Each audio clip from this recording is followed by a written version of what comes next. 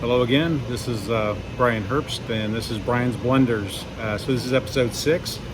And just to recap on what Brian Blunders is recapping, looking back on my 40 years of work experience with several different companies. I made various issues, mistakes, blunders as I call them, where I negatively impacted my career, my relationship with others, or the company I was working for.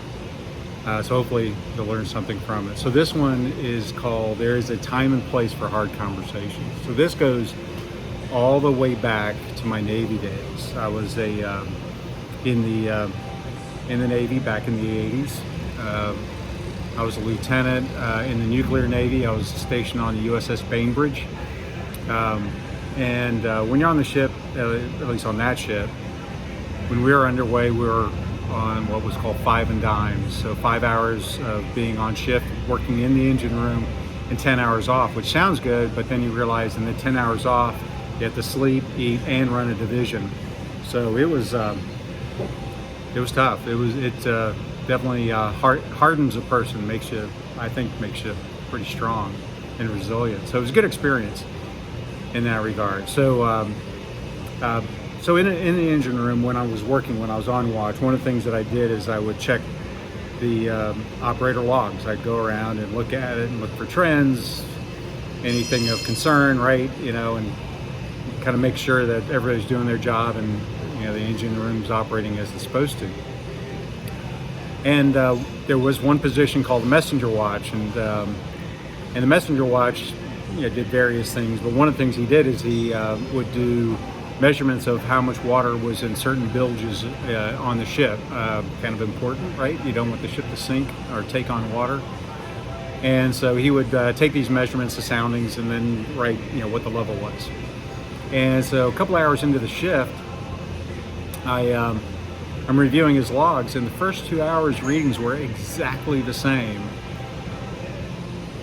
Seemed a little odd. I mean, the ship's moving, water sloshing around. You seem like to be a little bit of variation. Of course, the log has the previous, hours of readings, and those readings were bouncing around. But his were just like boom, boom, exact same.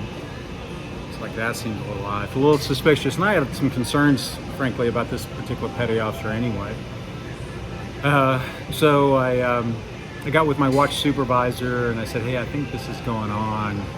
So we agreed. He went. The watch supervisor went and put a little tag on each of the sounding tubes, saying, "Hey, contact chief, the watch supervisor or Lieutenant Herbst when you see this."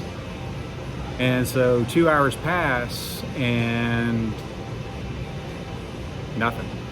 So I went back to the watch supervisor. I'm like, "Hey, can you go check to see if maybe he picked up those tags and just see what's going on?" So he went and got the tags, and he comes back to the control room and looks at me, and he shook his head. I was like, "Oh, okay." I said, get him out here, and you can take over for me for a few minutes while I talk to him." And so he does that. The messenger shows up, and this is where I made a blunder. I confronted him and was addressing this.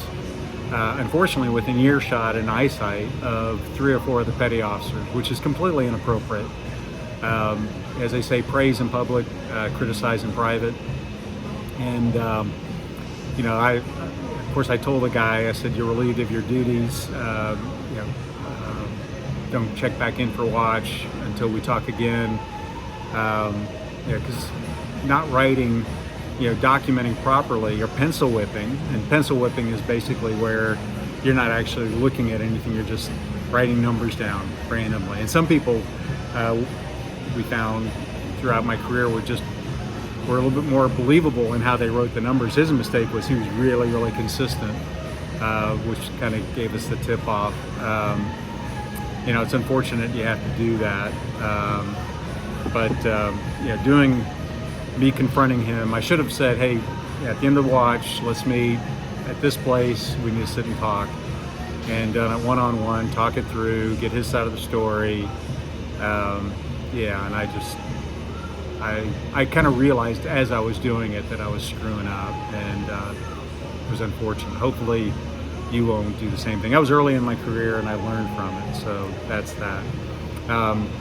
So today I am at Thomas Creek Brewery, and I'm having a beer called Billy Ray Citrus. 9.2% alcohol, another high one, but at least it's 5 in the afternoon, so it's a little bit more appropriate. It's a really good beer, by the way, again in Greenville, South Carolina.